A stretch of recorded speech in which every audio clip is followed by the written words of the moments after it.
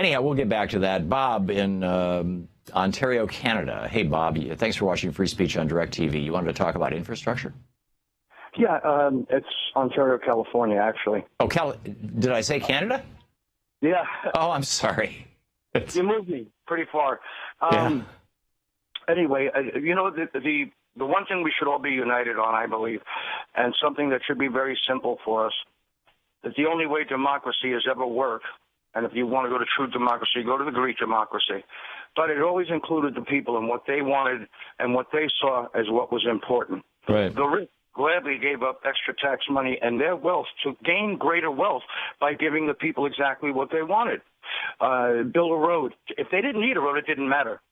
Eventually, the merchants would use those roads and increase their wealth.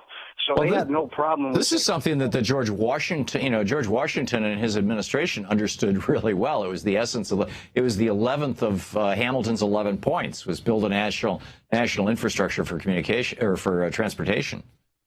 And that's the ironic part of it, Tom, is that for hundreds of years they've been talking about doing something like this, and your Congress has sat on their hands and done nothing about it. But the only thing that's ever brought any failing economy back to life has been infrastructure.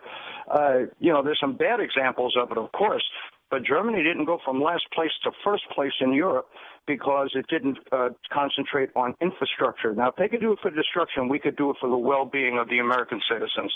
Yeah, yeah. I mean, they had a slight advantage, you might say. I mean, it's a very ironic term, but in that their country was so destroyed that they rebuilt so much of their infrastructure from scratch that it was state-of-the-art by the mid-1950s, early 1960s.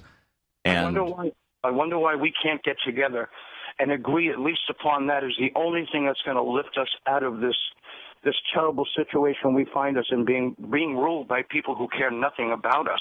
Yeah.